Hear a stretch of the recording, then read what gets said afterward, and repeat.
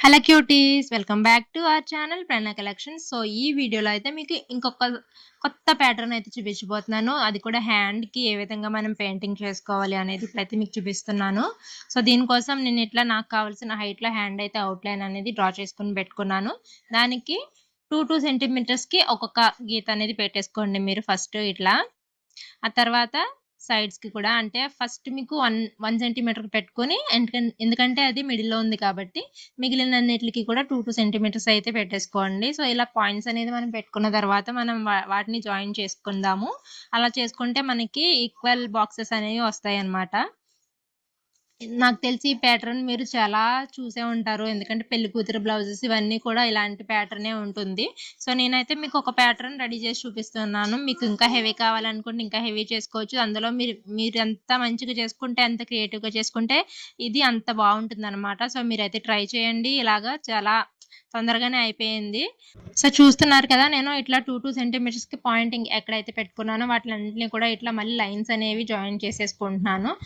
అలా చేసుకుంటే మనకి ఈ విధంగా బాక్సెస్ అనేవి ఈవెన్‌గా వచ్చేస్తాయి. సో మీరు స్కేలు, పెన్సిల్ యూజ్ చేసి చేసుకున్నారంటే మీకు చాలా నీట్‌గా వచ్చేస్తాయి. తర్వాత మనకి ఈ పేపర్ అనేది ఫర్దర్‌గా యూజ్ అవ్వాలి కాబట్టి పెన్సిల్‌తో అలా వదిలేయకుండా తర్వాత మళ్ళీ మీరు స్కెచ్ ఆర్ మార్కర్ యూజ్ చేసి మళ్ళీ డ్రా చేసేసుకోండి. అలా చేసుకోవడం వల్ల మనకి ఇంకా ఈ పేపర్ అనేది మన దగ్గర ఉండిపోతుంది కాబట్టి మనకి ఫర్దర్‌గా ఫ్యూచర్‌లో కూడా వేరే వాటికి కూడా యూజ్ అవుతుందన్నమాట. సో నేను ఇంకో రెండో వైపు కూడా ట్రేసింగ్ చేసేసుకున్నాను. సో మొత్తం ఫుల్‌గా హ్యాండ్ అయితే డిజైన్ ఈ విధంగా ఉంటుంది. ఇప్పుడు దీన్ని మనము ఫ్యాబ్రిక్ మీద అయితే ట్రేసింగ్ చేసుకోవాలి. సో మీ అందరికీ అయితే తెలుసు కదా ట్రేసింగ్ ఎలా చేసుకోవాలని. నేను కూడా చాలా వీడియోస్‌లోనే చూపించాను. సో ఫస్ట్ అయితే మనం ఫ్యాబ్రిక్ పెట్టుకోవాలి. రైట్ సైడ్ పైకి పెట్టుకోవాలి. తర్వాత మనకి కార్బన్ పేపర్ ఏదైతే ఉంటుందో అది మనకి నేమ్స్ కనిపిస్తాయి కదా, దాని మీద నేమ్స్ పైకి మనకి కనిపించేలా అయితే పెట్టుకోవాలి. దానిపైన మనం డిజైన్ డ్రా చేసుకున్న ట్రేసింగ్ పేపర్ అయితే పెట్టుకోవాలన్నమాట. అలా పెట్టుకుని కదలకుండా ఉండేందుకు ఈ విధంగా పిన్స్ అనేవి మొత్తం సెక్యూర్ చేసేసుకోవాలి. అలా చేసుకున్న తర్వాత మనం ఏదైతే డిజైన్ డ్రా చేసుకున్నామో అదంతా కూడా ఇంకొకసారి మళ్ళీ పెన్సిల్ ఆర్ పెన్ అనేది యూజ్ చేసి మనం ఒకసారి డ్రా చేసుకున్నాం అనుకోండి, యాజ్ ఇట్ ఈజ్ మనకి పైన డిజైన్ ఎలా ఉందో అదే డిజైన్ మనకి ఫ్యాబ్రిక్ మీద అయితే ట్రేస్ అయిపోతుంది అనమాట. సో ఇప్పుడు ట్రేసింగ్ చేసుకున్న తర్వాత మీరు ఫ్రేమ్‌కైనా ఫిట్ చేసుకోవచ్చు. లేదంటే నేను ఈ విధంగా కింద పేపర్ పెట్టి దాని మీద ఏదో ఒక బేస్ తీసుకున్నాను. అట్ట బేస్ తీసుకున్నాననమాట. సో దానికి నేను ఈ విధంగా పిన్స్ అనేవి గుచ్చేసాను. అప్పుడు మనకి ఫ్యాబ్రిక్ అనేది కదలకుండా ఉంటుంది కదా. సో ఇప్పుడు మనకి కావాల్సిన పెయింటింగ్ అనేది చేసుకోవచ్చు అనమాట. ఎందుకంటే హ్యాండ్‌కి చేస్తున్నాము, చివర ఉంటుంది కాబట్టి దానికి మళ్ళీ ఫ్రేమ్‌కి సెట్ చేయాలి, ఎంబ్రాయిడరీ హుక్‌కి సెట్ చేయాలి అంటే మళ్ళీ మనకి చివర ఇంకొక క్లాత్ అనేది యాడ్ చేసుకోవాలి. లేదంటే మనకి మొత్తం లూజ్ వచ్చేస్తుంది. అందుకనే నేను ఈ విధంగా పెట్టేసుకున్నాననమాట. కింద పేపర్ పెట్టేసి కింద సపోర్ట్ ఒక అట్ట బాక్స్ అనేది తీసుకుని దానికి పిన్స్ అనేది పెట్టేసుకున్నాను. సో ఇప్పుడు మనకి ఈ కలర్ నేను లైట్ కలర్ తీసుకున్నాను కదా బ్లౌజ్ ఫ్యాబ్రిక్, దానికి నేను డార్క్ కలర్ అయితే తీసుకున్నాను అనమాట దానికి దగ్గరలో.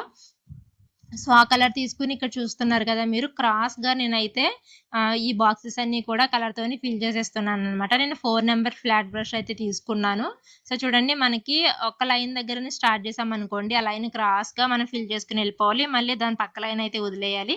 సో మళ్ళీ దాని తర్వాత నెక్స్ట్ లైన్ అనేది ఫిల్ చేసుకోవాలన్నమాట. సో మీకు చూస్తే ప్యాటర్న్ అనేది ఈజీగానే అర్థమైపోతుంది. సో ఈ విధంగా మీరు ఏ కలర్ కాంబినేషన్ తీసుకుంటారో అనేది మీ బ్లౌజ్ ఇంకా సారీ లేదంటే డ్రెస్సెస్ వాటికి సంబంధించి అయితే మీరు కాంబినేషన్ అనేది తీసుకోండి. సో నేను ఈ లైట్ గ్రీన్‌కి డార్క్ గ్రీన్ తీసుకున్నాను.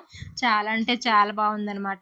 సో మొత్తం అంతా కూడా నేను ఈ విధంగా ఫినిష్ చేసేసాను కలరింగ్ చేసుకోవడము. ఇప్పుడు వచ్చేసి ఏం చేయాలి అంటే మనకి దీనికి ఇంకా హైలైట్ చేయడానికి నేను 3D అవుట్‌లైనర్ తీసుకొని మొత్తం అంతా కూడా లైన్స్ అనేది ఇచ్చేస్తున్నాను అనమాట. సో మనకి హారిజాంటల్, వెర్టికల్ లైన్స్ ఏవైతే ఉన్నాయో అదంతా కూడా నేను 3D అవుట్‌లైనర్‌తో అయితే ఇచ్చేస్తున్నాను. అలా ఇవ్వడం వల్ల మనకి ఇంకా మంచి లుక్ అయితే వస్తుంది.